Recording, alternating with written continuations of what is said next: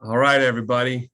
Well, Nate Hagerty here, and really glad to have you join us today for this conversation, this web show that we are offering, and want to take a moment quickly to introduce my co-hosts. And I will probably shut off my camera and let you guys take the con and just interrupt with snarky comments here and there. But Anthony Simonie is a gentleman that I got to know about 7 or 8 years ago. We were in a high-level online marketing mastermind group together called the Digital Marketer War Room. And it was full of only 7-figure plus businesses and agencies. And Anthony was wearing a Royals hat, Kansas City Royals hat. And I said, hey, you're my people, because we live in Kansas City. And we got to know each other, and I found out kind of his history and his background, and we stayed in touch. We got together for lunch a bunch and just became good friends. He and I have a lot in common, not only in the digital marketing space and the sales space, but also he has 2 children that he has adopted, and they're incredible and beautiful.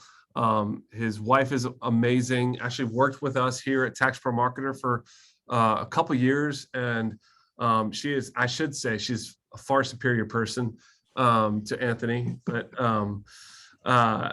anyway, we remain good. We remain good friends. What I love about Anthony is he, as I've mentioned in some of the emails leading up to this. So Anthony is one of the top sales trainers in the industry.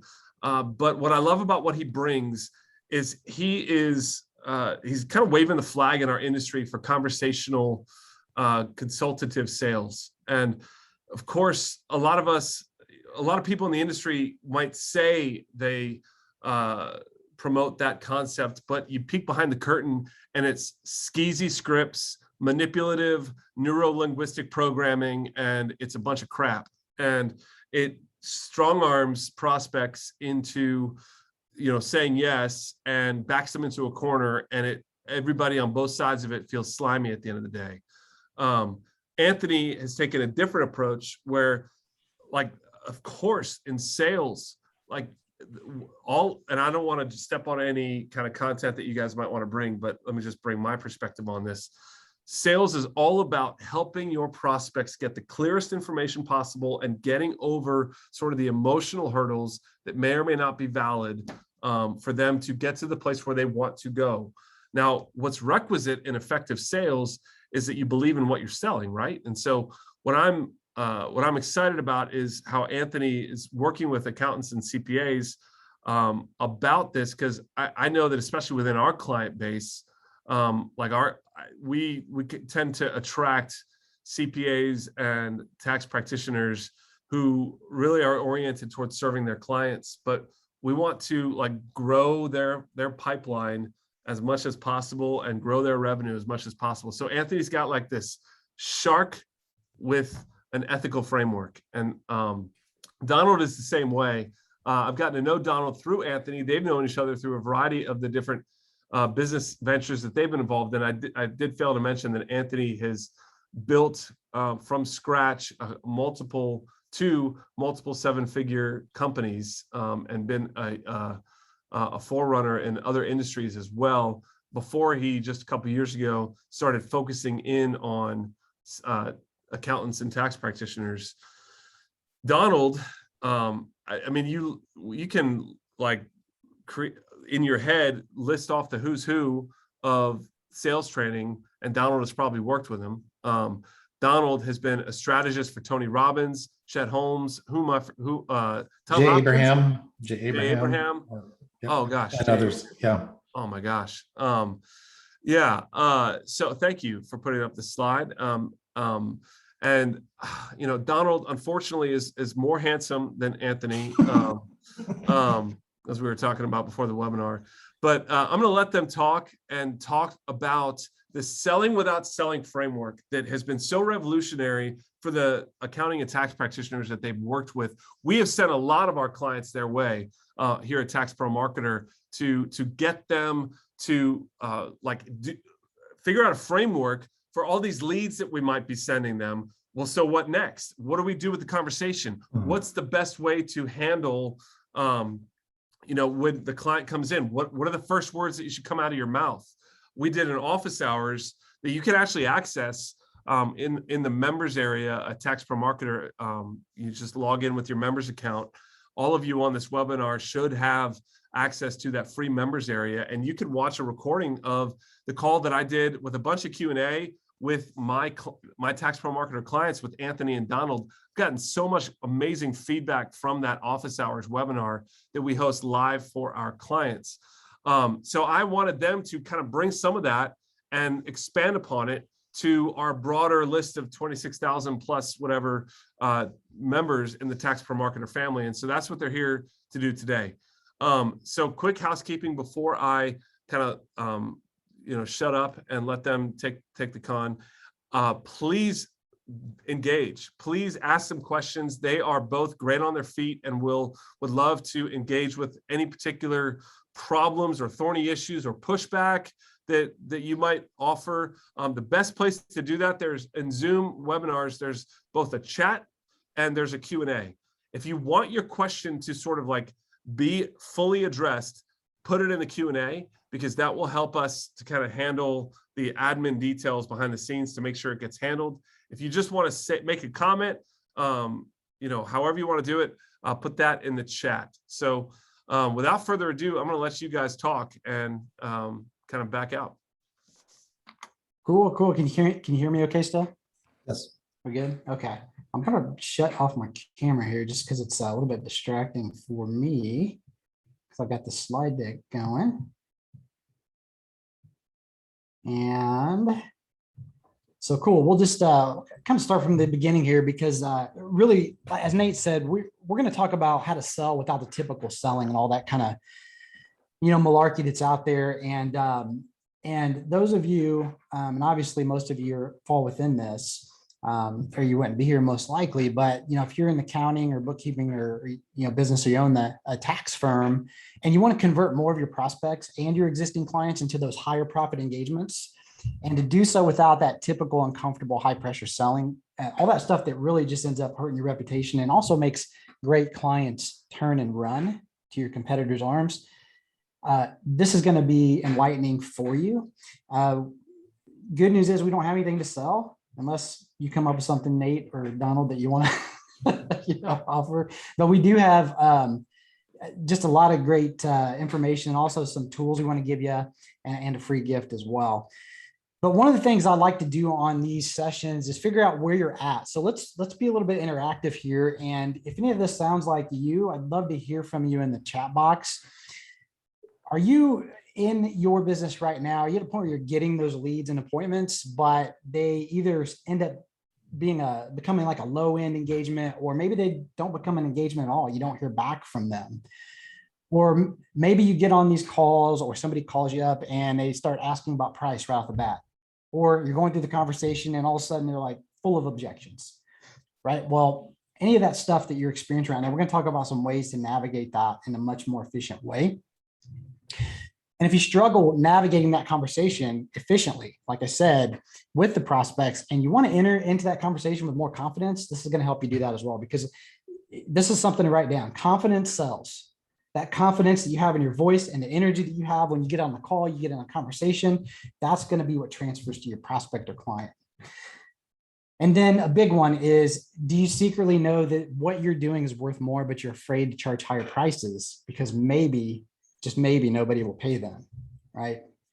If any of that sounds like you, I'd love to hear from you in the chat box, and feel free, Nate, to engage and interact there, and Donald as well. But our promise to you through all of this is that we're going to share this unique approach to increase your fees, so that, and also land those higher profit engagements, but to do so with better clientele also. Some of the stuff that we're going to share with you it's literally being used right now. This is Taryn. She's one of our clients. Actually, she's a client we share with TaxProMarketer, and she's just getting incredible results. And she's very open-minded to implementing these things. When we consult with her on these things, she implements, she takes action, and her results get better and better every week. So those appointments that are coming in, the leads that are coming in, she's able to navigate those conversations, qualify them, and get them sorted out in the right way. And on top of that, Nate, as you know, there's a big problem right now, in the industry, and that is that it's becoming more commoditized, right? You've got all these AI programs coming out, software programs, and in essence, the robots are coming for you, right? And it's causing the professionals in this industry to have to deliver more value. You got to think about ways to deliver value, and one of the best ways to do that is having an effective conversation. But you take this and then you couple on top of that, you have all the gurus out there that are telling you to do all these different things, the tactical things. And let me just say they work. But the problem is they don't have a conversion mechanism. So in other words, something to convert that prospect into a client. And the way that you do that and you make all these things work is you put together the right strategy and you have it lead into a conversation that's meaningful. And if you do so, you don't have to worry about the hope marketing, because all this stuff, no matter what you put into play, and there's tons of it out there, if you don't convert any of the prospects and clients, then it's all really done for naught. So the thing about this is, and one word to write down here is efficiency.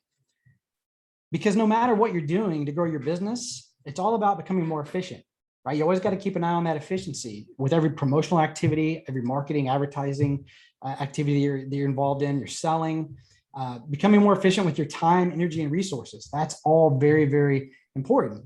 So the good news is if you're open-minded to making some small shifts and adapting to this, it's going to lead to big results. And so that brings us to really 5 steps that we apply with our clients, that not only with our clients, but with our own businesses, because we never treat our clients like guinea pigs. We always make sure to prove things out before we bring them to them. I know that's a novel idea, right? But that's just how we roll.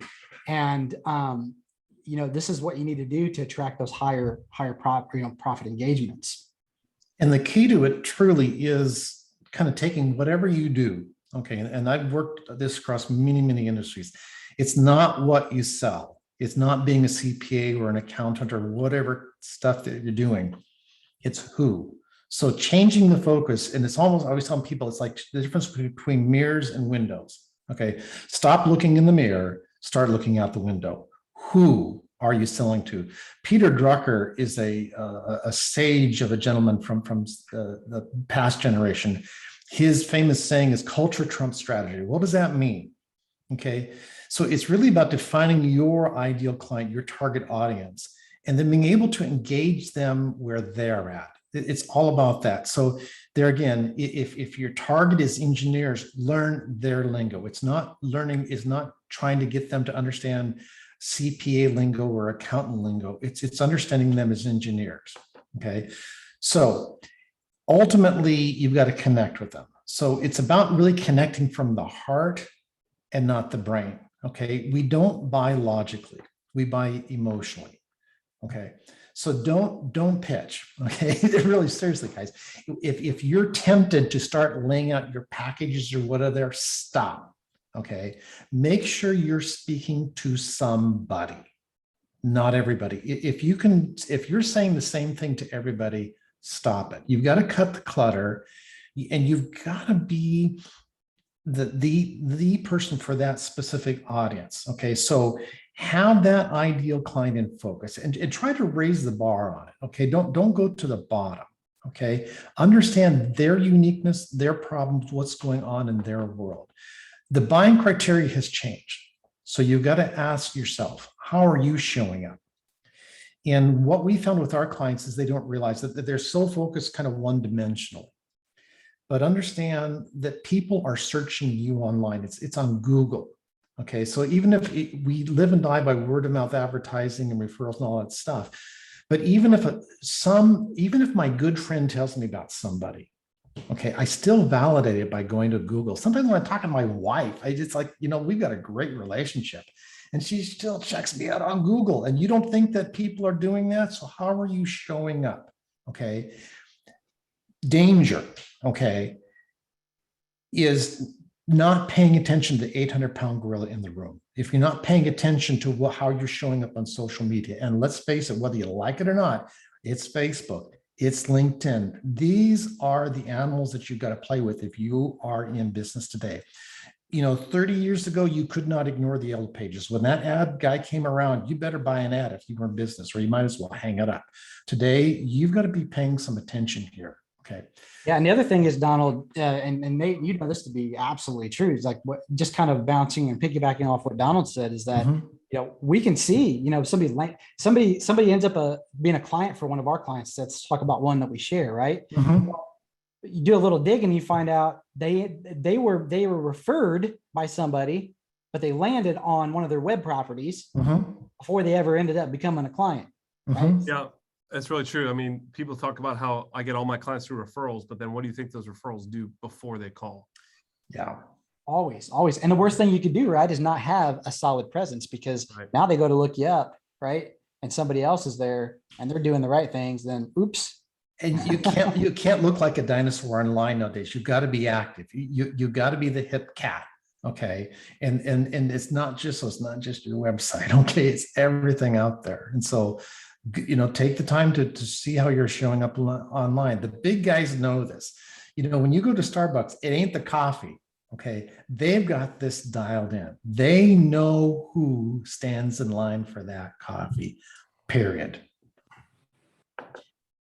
And so let's talk more and dive deeper into this, who your ideal client is, and not just who is it, but who really is it, because everybody, and I'd say there's maybe one person that I can think of over the past year that we started working together and they just knew who it was. They knew how to speak their language. They knew specifically what the problem they solve is as it relates to how the client looks at it, so they can describe it, in other words, in the client, from the client's perspective. Maybe one. And so we spend time on this because once you have this, now you can create messaging that goes along with it. And if you don't have that messaging, and then you end up talking, you try to talk to everybody, you talk to nobody, right? And so we want to keep that from happening.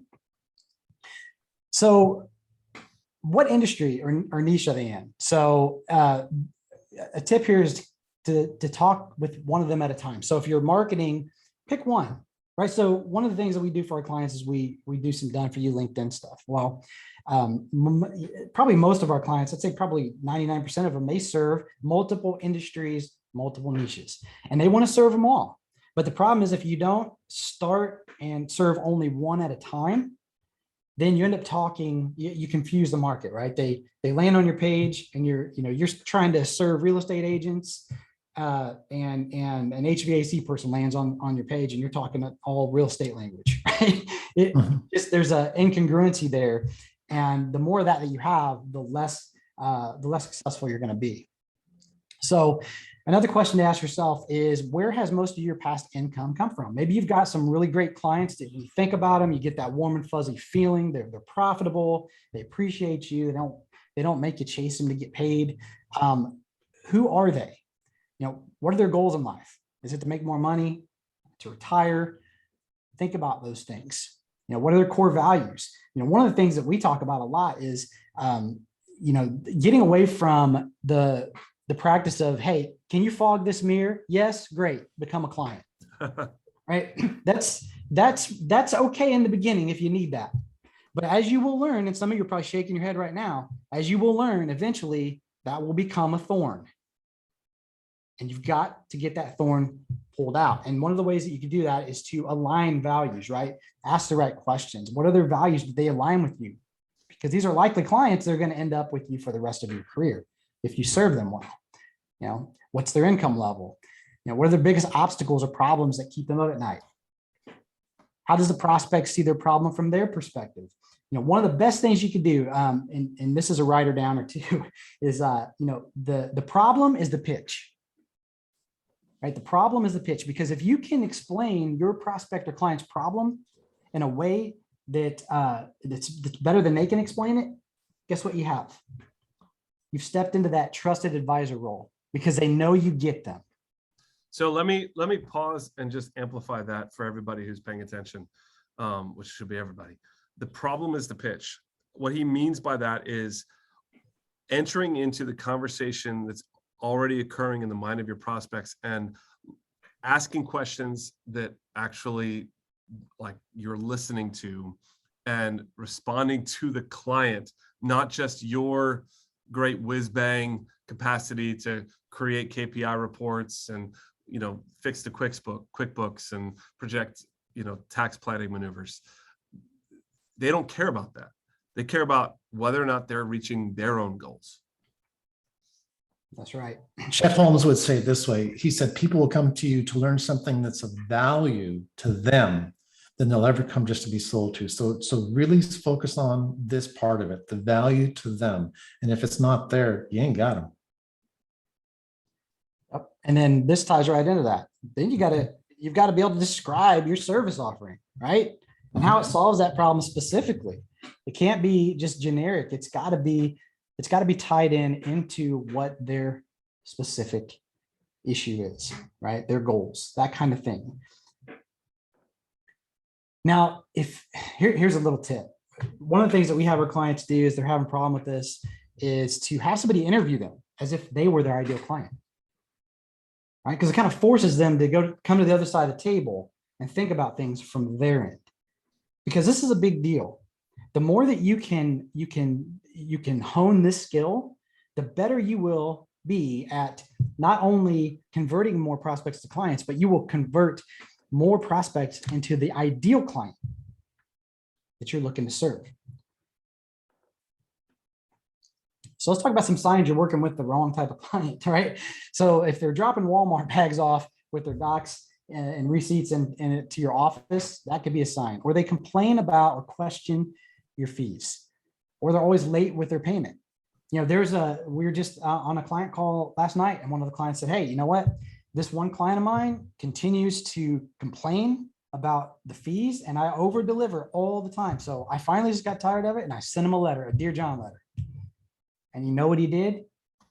He came back and he said, you know what? I am so sorry. You are not the cheapest, but you're worth every penny of the $5,000 that I just paid you. And you know what? That client's probably going to stick around for a long time. And it's all about just making sure that take the stance, right? You're valuable. What you do is valuable. Always late on their payment. They make you chase them down and get paid. They're not coachable, right? They're always questioning everything that you do. They're unkind, or they speak poorly about others. I had to learn this the hard way. I've been in situations where I'm sitting there listening to somebody talk really badly about somebody that's close to them, and I'm thinking, oh, they would never say that about me, right? And then you find out later that their values stink, right? So here's some signs you're working with the right clients. So they appreciate you and pay you on time with a smile, and they say things like what I just said. You may be pricey, but you're worth every penny of it, right? They value your advice, energy, and time. Those are your most valuable resources, right? They're kind. They proactively tell others about you, unprompted. And here's just an example of what we look for in our clients. So we want to make sure they're kind and have a high level of integrity. They genuinely care about their clients and obviously can deliver results. They check their ego at the door, and they're coachable. They're open to be held accountable, and that is a pun. Ha ha. Come on, Nate. Delayed response. But they're decisive action takers as well, because look, nothing happens without taking action. And I'm telling you, man, it's one of the best things you can do is learn the 5-second rule from Mel Robbins and start taking more action on the things that you should take action on. And the reason why we have this criteria is because we know that these types of prospects, when they become clients, they're home run clients. And home run meaning that we know that we can deliver results. There's no question. So it's always going to be a win-win. There's never going to be a problem there. And if you just turn this one thing around in your business, I mean, why do we do this at the end of the day?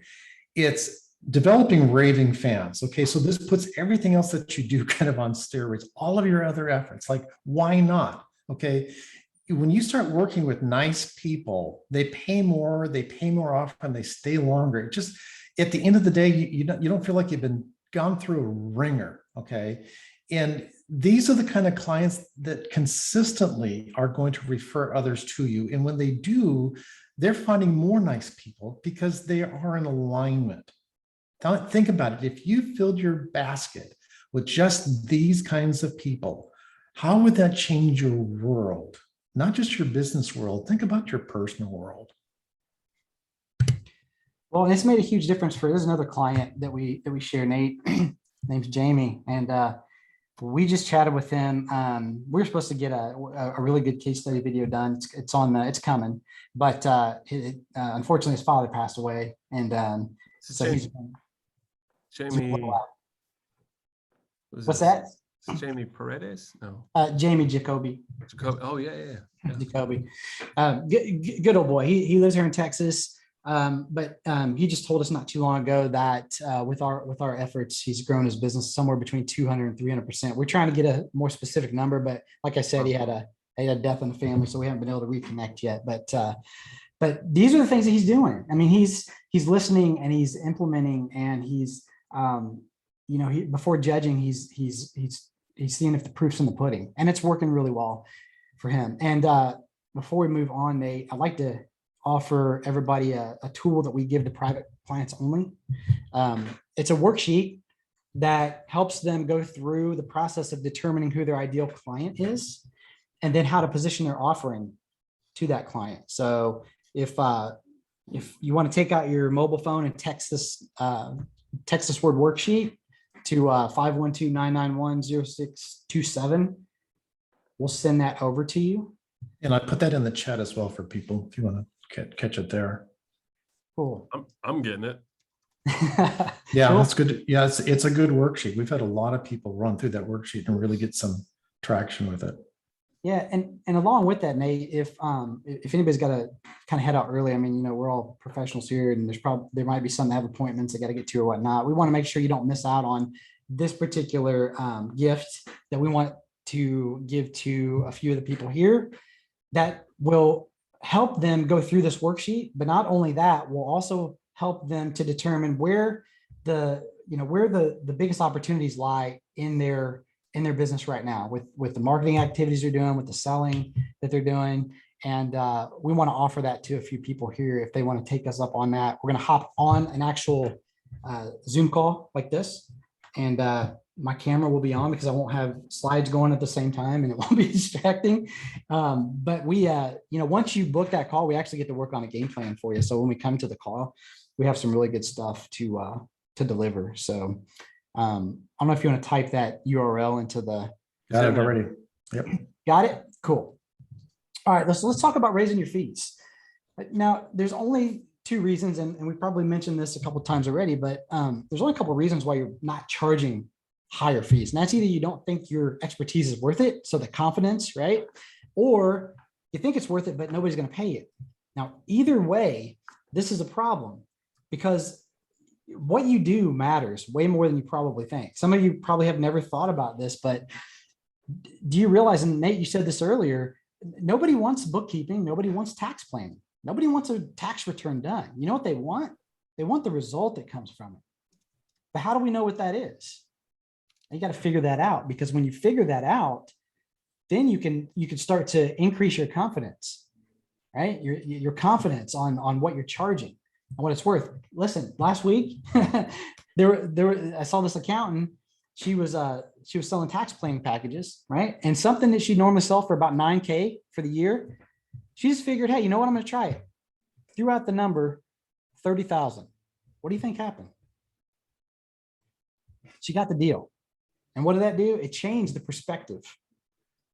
Now, I'm not saying that will happen all the time, right? I'm just saying that sometimes it's just like getting yourself over that, that hurdle, right? The mental hurdle of it. And here's the thing, you're not selling your time. So if you're still in the kind of like billing hourly, it's going to be hard for you because there's only so many hours in a day, right? You're going to be trading your hours for dollars, and that's not where the value's at. So, and you're not selling your knowledge either. You're not selling your reputation. All this stuff is important. But the most important thing you got to realize is that you're selling value in the results that you deliver, because that's what your clients want most. And let me just say this, and you might get a chuckle out of this, Nate, but let me just quiz you, Nate. So there was somebody that said this, right? And one of the most brilliant marketing minds in the history of marketing, right? Said, charge as much as you can say out loud without cracking a smile. Let me give it another. It's, the initials are DK. Oh, well. That sounds like him. It is Dan Kennedy, but you know, and there's some truth to that. Well, let me just say this, because that sounds skeezy, I think. But what I like about that is it's a mutually, like, selling is a mutual exchange of value, you know. And so a lot of times, because we undervalue ourselves, we don't like we don't represent all of what we are actually worth and all of what the client would be happy to invest for your services. So you say $1,000 a month, and in your mind, you're like, oh my gosh, oh my gosh, oh my gosh. But the client might have said yes to $4,000 a month. And they would have felt like they were like getting everything that they wanted, or $8,000 a month. And I know you've seen some of your clients charge that kind of fee arrangement for their services. And a lot of it really is like being willing to just start. Well, here's the reality of it, Nate. Everything around us is going up in price. Yeah. Check gas. What is it now, right? It just, you know, the price of gas, everything is going up. So why are your fees not going up? Like you have to look at that and you got to say, look, if you believe the value that you deliver, and what I would submit to you is, if you don't, start revisiting the clients that you help and start remembering what those are. So you can start feeling really proud about what you're doing, and that confidence level again will go up. Because look, at the end of the day, it's almost the right thing to do to charge a premium price, because then you can deliver the value. Because if your profit margins are too thin, you know what's going to happen? I know each of you probably had this happen at some point. It's hard to deliver, right? I mean, how can you hire the right people? How can you create that leverage and still deliver the amazing value if you're underpriced? And plus, you know, that puts you back into the commodity game, and that's a quick race to the bottom. You know, and zero, that's it, right? You could always charge higher prices, but you know, once you get to zero, you're done. It's like, okay, so I'm going to give a little bit more value for a little less. And then the next competitor says the same thing in your area, and then the next one, and the next one. And then all of a sudden, you know, it's just, you know, you're doing good to keep the lights on. And so what we're just submitting is that, you know, consider the value that you're bringing and look at that, because chances are you may be underpricing it. And here's some things to think about as well as you're considering this, but, and we just talked about it a little bit, but you know, you're not just a bookkeeper, and you're not just somebody that, you know, crunches numbers or prepares tax returns. You know, you're a trusted advisor. And let me tell you, I see it every day. Businesses right now, they desperately need what you're offering. They are scared. There's a lot of uncertainty. There's a lot of talk about the powers that be that are going to be targeting the higher net worth individuals. And this is what's going on in the minds of the prospect and the future clients of yours, and probably the clients that you're serving now. So if you're not having those conversations, you probably should be having them. But Nate, this goes along with what you said too, which is you need to enter that conversation that's going on in their mind right now, because it's relevant. And to do all this proactively. So proactive being the key word. Having proactive strategies for your clients that will make them more money than they pay you, right? That'll increase your confidence. Because you don't ever have to feel like you're overcharging. You know, proactively show your clients how to save with effective tax planning and other strategies. A lot of people are still not doing this. I don't know what the number is now, Nate, but it blows my mind. There's so many that just have not, they want to, but they just haven't, you know, taken the action to do it. Thinking about protecting their wealth. Again, that's a hot topic right now. And there's a lot of people also falling into the succession planning, right? They want to be set up properly for a successful exit. And then of course, if you don't have these skills, you can always partner with others. Right now, we're seeing a lot of people, let me just use LinkedIn, for example, Nate, where financial advisors are reaching over to CPAs and accountants to create referral partnerships, right? There's actual training programs out there that are teaching them to do this. So what's cool about that is that when we engage in conversations on our clients' behalf, financial advisors are very open to the conversation already, right? So it's a pretty easy setup for a meaningful conversation with them. And then there's a few questions here that can further kind of drive this point home and help you think about kind of wrapping your mind around these, raising your fees. And just thinking about that transformation that you provide, the result, and what they've gotten, what your past clients have gotten from working with you. And then remembering what that means to them. Because I kind of touched on this a little bit, but what you're doing for them, like I've heard all kinds of stories, like marriages being saved, homes being saved, right? From the work that you all do. So those are the things that, as you're going through conversations, and Donald's going to cover a lot of this here shortly. But as you get into the conversations, you start figuring this stuff out. This is what's going to create that bond, right? And it's going to also help you remember that the value of what, you're worth. And so you think about that, and then you think about how much you can tolerate. So probably the key phrase there, Nate, is tolerate, right? Because, we don't want to just price gouge people, but we want to deliver genuine value because it is a mutual exchange of value. That's what the marketplace is about. And then how many of those clients can you work with at one time? Some people here have, 1,000 tax returns every year. Some of them, like one we talked to yesterday, has 1,500 a year, right? Some have more, some have a little bit less. But if you think about like your business model, what is it that you want it to look like? Do you want to work with less clients that pay higher fees and create more leverage that way? Or do you want to, work with more of those clients and just scale out that way and create, more revenue to create more infrastructure? But you think about that and you take that number and you times it by, multiply by that. And then that's what we're left with, right? That's the possibility.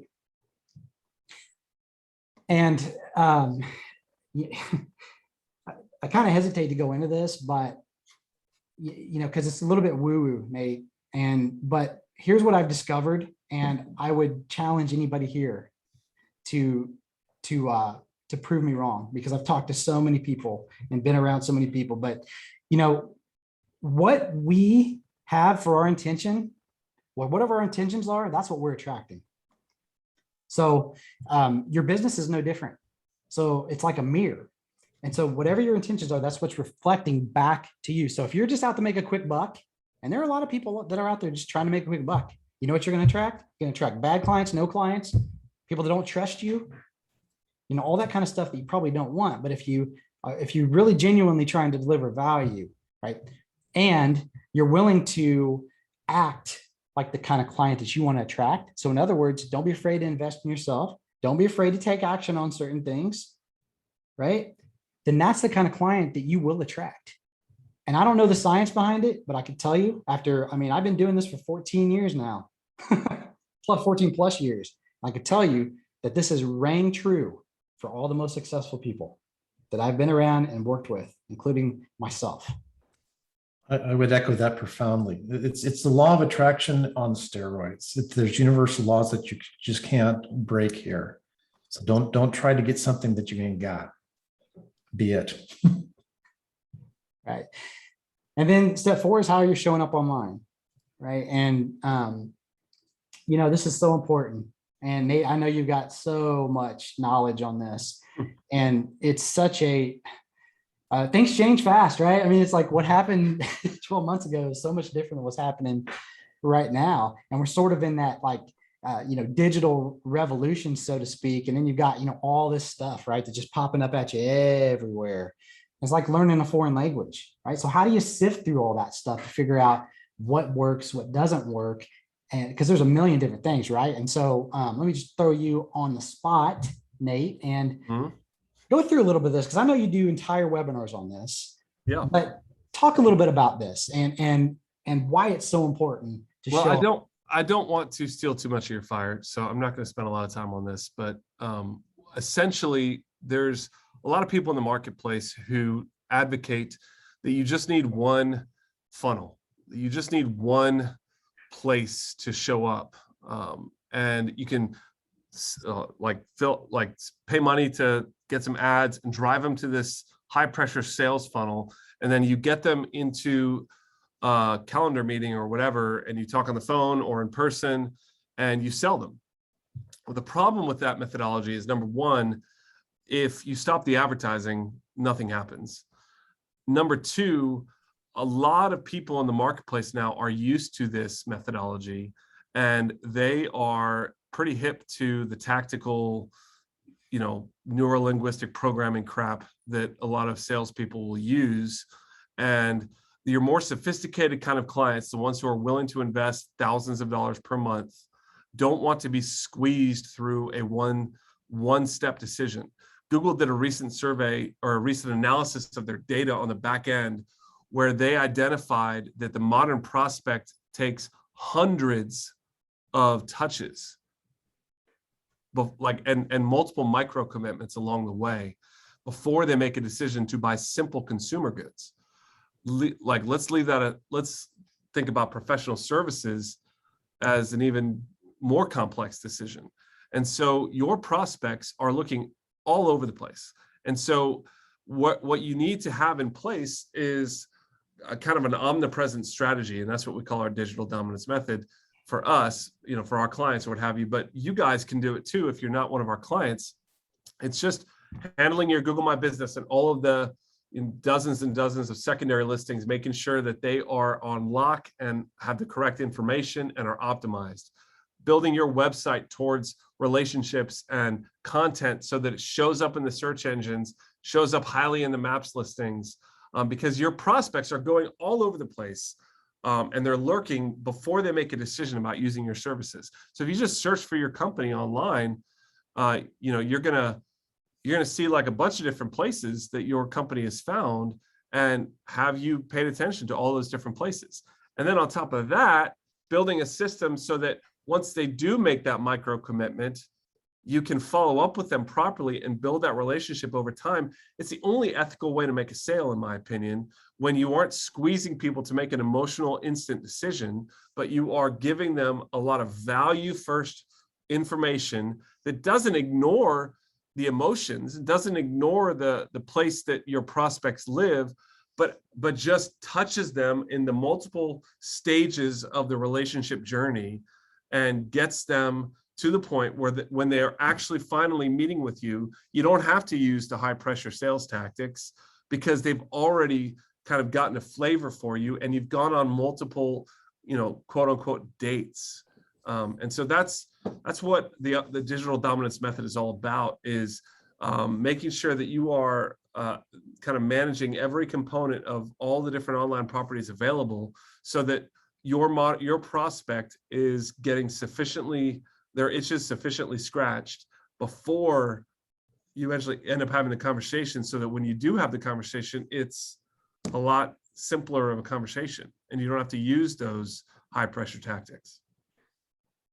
Absolutely. And going back to your single prong approach, man, I learned the hard way. I mean, I was using, I was using Google pay-per-click back in the day, $80,000 a month in revenue was coming off of it. And they just did a Google slap, changed everything, and in an instant, we were gone. And so I had to scramble to figure out, and that's actually, it's a blessing in disguise, right? Because I figured out all this other stuff because I had to. But you're right. It's more today than ever. You have to have more of that omnipresence, but not just everywhere, just the most important places. And that's what I was saying when I said, you could do thousands of different things, but what's great about what you've done, what we've done, is you've boiled it down to the most important things that move the most important needles, right? Mm-hmm. Mm-hmm. So yeah, like you don't need to start a TikTok channel, like it gets a lot of attention for teenagers and millennials, but or Gen Z. Not even millennials. Millennials are like too old for it. And look, I actually know personally a tax professional who's doing really well on TikTok and getting leads through it. But what I'm talking about is the high points of leverage, the workman-like effectiveness on the platforms that really matter most for your target clients. TikTok might get you a bunch of teenage prospects, but it probably won't get you the kinds of clients that you are looking for, because 50-year-old CEOs of multi-million-dollar companies aren't necessarily spending a lot of time on TikTok, right? Where are they? Well, they're on LinkedIn. They're in Facebook groups. They are reading emails. They're getting text messages, and that's where they're living. So it just depends on the target client you want to reach. If you want like a bunch of 19-year-old baristas, go for the TikTok. But if you want the clients that actually can pay you thousands of dollars per month, and you can do value-based pricing and really show your work and your worth, and they're very willing to pay for it because they get an ROI monthly, then you've got to be doing like the high points of leverage digital platforms. 74% of high net worth people are on Facebook. HubSpot came out with that within this last year. 4 out of 5 people on LinkedIn are business drivers, and they've seen an incredible increase in conversations this past year with everybody being in the lockdown. These are your go-to places. Mm-hmm. It's flat there. Yep. Absolutely. And we can take a look at that for you at TaxProMarketer, but I think you also need to make sure you have a plan for what do you do when you have these leads? What do you do when these sophisticated people come? And that's something that Donald and Anthony are working with our clients every day about, like building out the scripts, building out the kinds of questions that will kind of like drop the guards on the prospects. Actually, Donald, not to put you on the spot, do you remember when we had our clients only office hours? You spit out something that it was just an opener, a conversation about the opener when you first sit down with a client, what you can say and what you shouldn't say. And there are so many different things that people say, and that we just get in this rut when we have these prospects get on a Zoom call or get on the phone, and there's magic phrases that drop down kind of the defenses and create an authentic conversation of mutually exchanging value even before the engagement letter has been signed. So let's go into that, Anthony. So let's go forward here and let's talk about that, because that's truly, it is that conversation. Now we got the conversation. Now what do we do? Yes, let me throw this up there real quick. This is so cool. I just got this the other day, Nate, and this is a client I worked with a few years ago, and he just reached out and he's like, "Hey, how things going in Texas? Hope things are going okay when the school's COVID." So I just want to show you that, like, this kind of stuff that we're talking about, where you build genuine trust and you don't submit to the sharky different tactics out there, they work. This client got $1 million wired to him just the other day for a real estate deal. So it doesn't matter if you're in real estate, or if you're doing tax planning, or whatever it is. It's about trust marketing and building trust throughout the entire process, just as you described, Nate. And it's truly about unselling. Okay, so the title of this whole webinar. Oh, so you were already planning to talk about this? Yeah, absolutely. Wow. No, I just threw these slides together as you were bringing that up. Okay. Well, that's so. Full disclosure, I didn't tell him to say this, so that's fun. Go on. Hey, can I interrupt real quick, Nate? I've got something. Would you mind if I ethically bribe everybody here just real quick? Yeah. No. Yes. No. Okay. So Donald and I put together a phone script the other day for one of the largest clients that you and us both work with. Nate, on the TaxProMarketer side and Client Elevator side. They have a French name. Yes. So we put together a phone script because they're like, we don't know what our people are saying when these calls are coming. We got their phone ringing, and now what? Right. So their phone's ringing, right? We're all this stuff that you're doing over there and we're doing, the phone's ringing. They're like, okay, now what? So we put together a phone script. What I'd like to do is, if I want to ethically bribe everybody here, if you book a call with us, and I don't even know how many spots we have left, because only a few of us do these calls. So that's the real scarcity. I want to give that to everybody that books a call, because I want people to get out of their own way and give themselves a chance to to get the value that we're going to bring on that call. It's a $1 million script. It seriously is. So I'm gonna give it to everybody that, if you're okay with that, Nate. Yeah, man. Heck yeah. Cool. And so it's getting past those misconceptions, because there again, we're trying way too hard. Okay. What selling really is and what it's not. Okay. And the misconceptions abound. So let's put those on the side. Stop selling. Okay. There's an old Bob Newhart video that you gotta watch. He just says, just stop it. Right. So I just Google Bob Newhart, just stop it. It's really, really funny. I get you to do it, but people don't want to be sold. Okay. But people do love to buy. Okay. Amazon's got this figured out. Costco's got this figured out, guys. Okay. You've got to position yourself as the trusted advisor. Okay. Easy said. Now, how do you do that? Okay. You've got to really align your thinking into theirs. Okay. So you've got to get them kind of feeling it emotionally, the results you provide. It's not about logically saying it. It's not the bottom line number. Okay. It's about coming to them in the right position so that you're confident, they see your confidence, you look confident online as they are approaching you, and you're disconnected from the outcome. I can't stress this enough. It's not about making the sale. Making the sale, you've got to push that aside. Okay, totally. So, and I've learned this straight from the masters. I've taught it to some of the top groups out there. You've got to have this strategy down. So write this down. When you engage with somebody, step one is making that connection. Again, as we said earlier in this presentation, it's not what you sell it, it's who you sell it to. And rapport begins before the call ever happens. Do you spend a little bit of time to figure out who they are? Did you Google them? Do you understand a little bit about them, about who they are, their company, whatever? Okay, crucial. Next step, take some time to find what they need.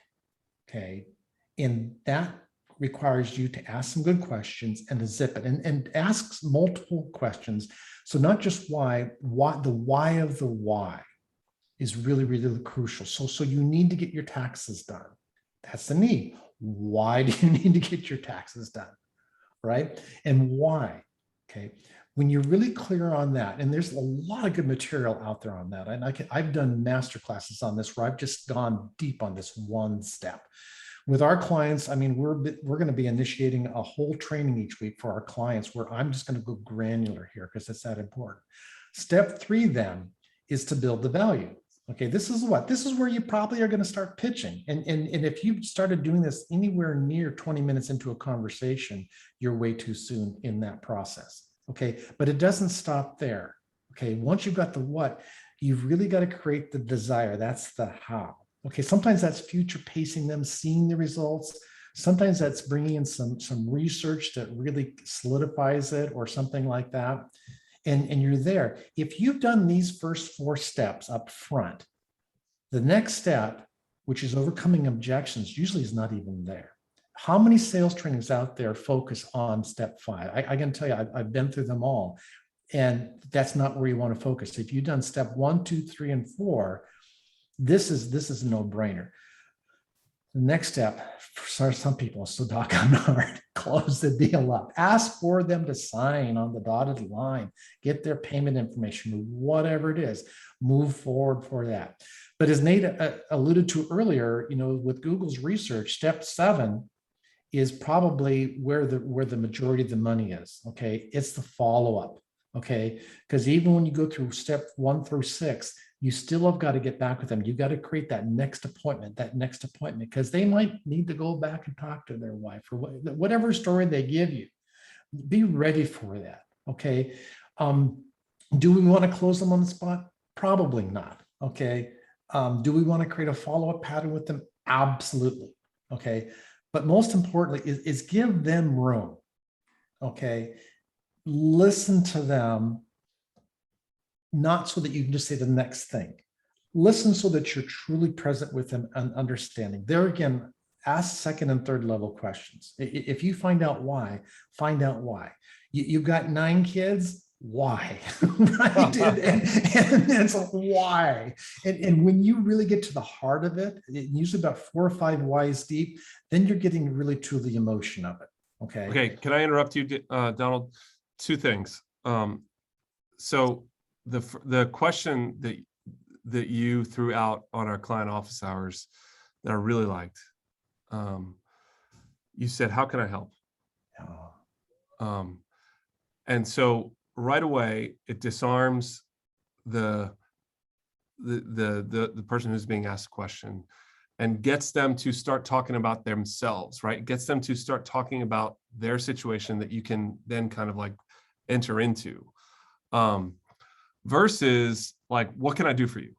Yeah. Like, and that comes down to mirroring and matching. Right. So, but like, that's a subtle difference. Oh yeah. It's actually profound, right? Watch the, are you ready? Because I can read your mind, Nate. Watch this next slide. You ready? Oh man. Okay. So how'd you do that? how you say that. So practice it. So tonality. How can I help you?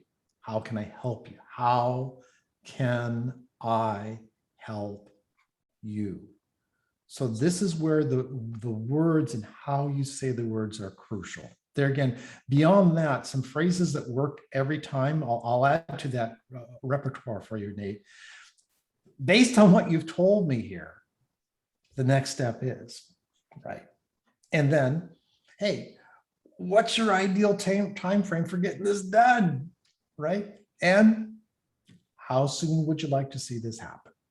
Right. And you got to practice these. I mean, take these to the bank. Like if you watch the replay, take some time, sit here, write these down, rewrite them, say them to yourselves. Not, how can I help you? But now what? Well, I meant that as sort of the opener. Yeah. Like, like there's a difference when someone steps into your office or gets on the Zoom call and you're like, okay, what can I do for you? You're putting them on the defensive. Right. Exactly. It's like you have just set up a wall. Right. Versus, right hey, how can I help? Yeah. And like right away, friend of friend, deep friend connection. Mm-hmm. Mm-hmm. I love it. So yeah, you're looking for the win-win, right? Because there's too many situations out there where you're just trying to close a deal and you're just trying to get the sale. It's not win-win. And look, if it's not win-win, guess what happens? It flushes itself out. Mm-hmm. It rears its ugly head and it ends up becoming a bad relationship. It's not worth it. No amount of money is worth it. Because remember, your time and energy, especially your energy, right? There's only so much you have. So work with the right people. This is just a couple more slides on, clients saying nice things about us. And, I can't do a webinar without showing some of that stuff, Nate. But, the bottom line is this stuff works. It's not rocket science, but it is science. And it's not difficult to figure out either. And it's even easier to implement. And so, Nate, other than that, that pretty much covers everything that we wanted to cover today, but we're open to questions, some more chatter if you want. Make sure everybody gets a chance if they want. Yeah. So David Feeney, who's kind of a long time friend and client of us here, he put in a good question in the chat. He said, I think my struggle is I don't know what they really want to buy. I have a good idea, but they're not buying it, unfortunately. Ask them. So yeah, I think there's a few different ways to take that. First of all, David, I do recommend that you just grab a time with Anthony or Donald, whomever it might be, because I think there's probably some deeper things that are happening in the positioning of these conversations, and maybe even in your marketing that we could take a look at, that like how the follow-ups and everything that leads up to the conversation, some of the the introductory pre-meeting emails that we could kind of dial in a little bit better for you. Hopefully, we've got those set up. Just there's a lot of ways that this problem could be attacked. But Donald, what would be, besides ask them, in and of itself, that's a profound response, because a lot of business owners won't do that. They've got their widgets that they will offer and they don't care. And you better buy what I got. And I'm going to, make $100,000 of sales a year because because I just am so locked in, where they could make millions if they open their perspective on what their clients actually do want. I don't think we even need to overcomplicate it. It's ask them again. It's zipping it up and listing. Okay. And so if somebody doesn't buy, I ask them, why didn't you not buy? And I listen, I truly do listen. And there again, it's in the follow-up. I ask them again. And it's right there. I've worked with some of the best out there, and this is where they spend their time. Companies spend hundreds of thousands, if not millions, on this level of research, and all they're doing is asking them. It's right there. It literally is right there. Yeah. Oh, all right. Well, yeah. So Greg wants to know, are the slides available for reviewing? So yeah, the replay, right? Yeah, we're going to record the replay, but the actual slides, maybe we could send those out as well, on a PDF, so people can have those. I'll put together a PDF for you. Yeah. All right.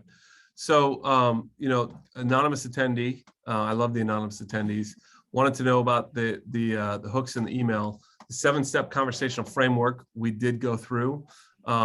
How to navigate conversations with prospects and clients more efficiently, bringing you more confidence and more wins.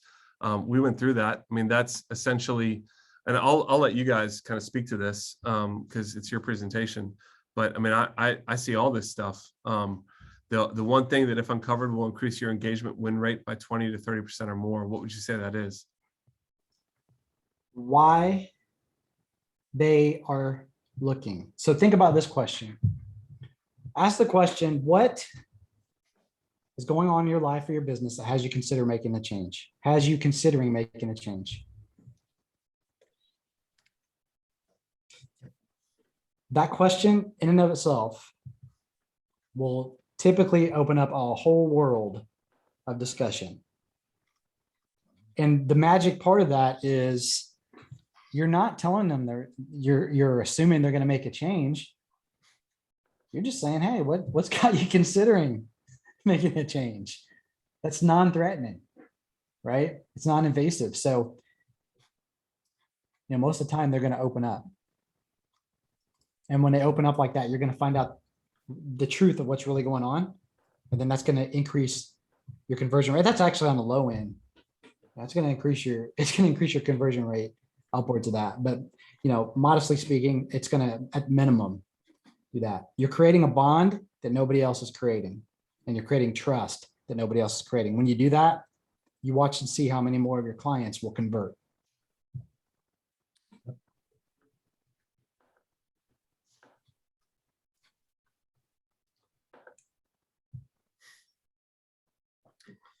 All right.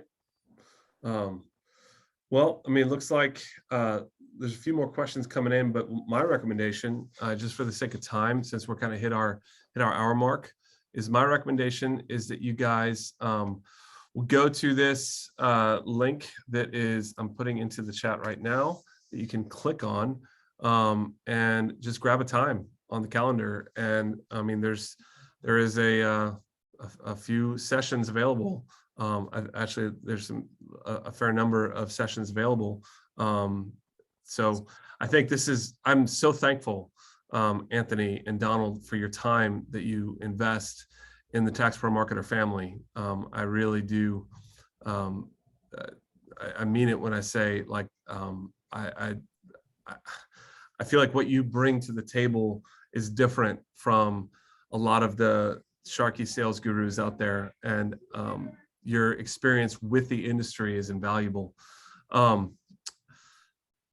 All right, well, I mean, there's some more questions coming in. I don't know if you guys want to take the time to answer some of these more questions, or have them book a call. We'll go granular with you on those things. By the way, this isn't a sales call, just so you guys know. Like, it's with one of us. Yeah, it's with one of us. Try to just. Okay, yeah. So Adam, anonymous, Liz, other people that have put in questions, I think I recommend you guys just grabbing some time, with Gregory, or with Anthony and Donald. Grab some time, talk to them, and they can kind of go through the different scenarios that you're facing. But thank you, Anthony and Donald, once again for your time, and we'll have you guys on again soon. So thanks, guys. Hey, it's an honor to be here as always, man. Yep. All right. Happy to be here. Okay. Bye. Bye. See y'all soon.